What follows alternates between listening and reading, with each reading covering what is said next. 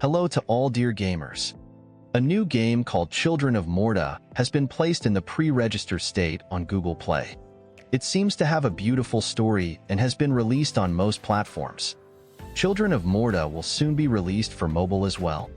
Mobile lovers and gamers, please look forward to this game. First of all, let's read the text that the game developers have placed on Google Play together, and then we have prepared a review for you. Finally, we will read the users' opinions together and see the game's rating.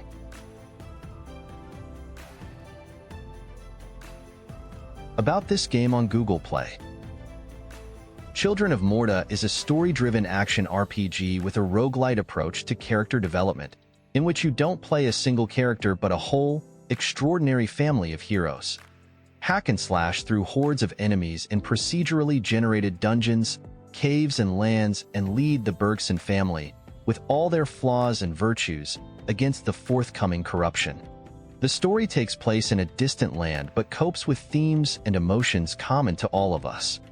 Love and hope, longing and uncertainty, ultimately loss, and sacrifice we are willing to make to save the ones we care the most for. Ultimately, it's about a family of heroes standing together against the encroaching darkness.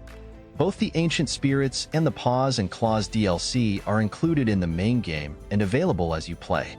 Online Coop will come soon in a post-launch update. Features: Welcomeito the family. Join the heroic Bergsons in their trials to honor their heritage and save the land of Ray from the creeping corruption.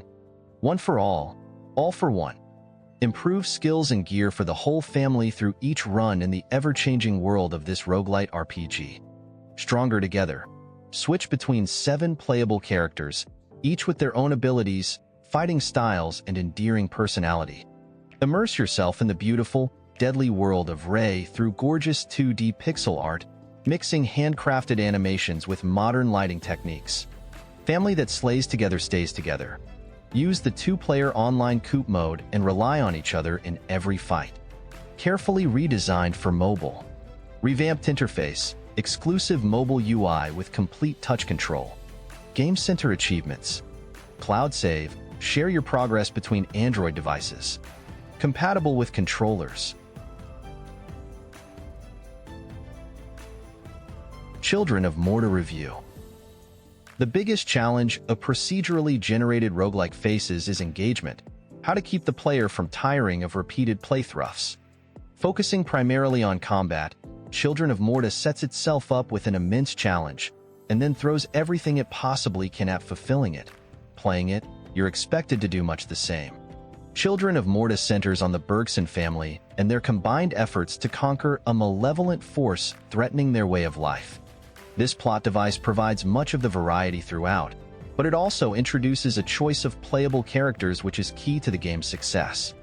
The scene is set with a tutorial taking you through the basic moves, and it's here that the simply stunning artwork, animation, and audio accompaniments are introduced. I recently feared I might be getting tired of the pixel art style, but when it's done as well as it is here, it's impossible not to appreciate.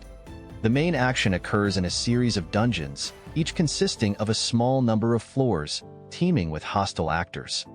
There's a good amount of variety to deal with here. Some enemies stun, others don't. Some have ranged attacks, some spawn others to assist in their battle. As a result, combat is highly tactical and players can choose to approach the task from several different angles. The bosses which conclude each dungeon require new strategies and can abruptly end a long run. Each dungeon is procedurally generated, but the resulting maps are interesting and varied. It helps that many special rooms crop up randomly. Some of these are mini-games which produce upgrades as rewards. Others contain merchants, a handful of small side quests, or simply serve to advance the plot. Children of Morta is constantly finding ways in which to integrate the plot into the gameplay, and the fact that it manages to do so amongst so much randomness is to be admired. My main complaint, initially, was that it wasn't quite clear how slowly or quickly I was making progress. Maybe I missed the fact that there were exactly 8 main areas in the game, but I worried that my persistent failure to even get past the first of these was a sign of the struggle to come. Once other members of the family start joining the action, however, things get more interesting and less punishing, if not exactly easy. Linda, John's eldest daughter, wields a mean bow and arrow, whilst his son Kevin is another close-range fighter who can let daggers fly with viscous combos. The different characters make for genuinely different approaches to the play and force a depth of tactics that adds welcome variety. But it's the power-ups, which are enormous in scope and number, that really mix things up. The most basic upgrades, paid for with the abundant currency gathered on each run, include buffs to strength and health. These apply across all members of the family, allowing them to be introduced without having to play too much catch-up. Beyond those is a wealth of spells and charms, both temporary and permanent, which add a huge depth, possibly too much, to the game. Children of Morta is a tricky game, one in which everything orbits around the concept of combat and how it can be approached in a multitude of ways. It's a game that requires a lot of work for rare rewards, but when those rewards are eventually obtained, they are more than worth the effort.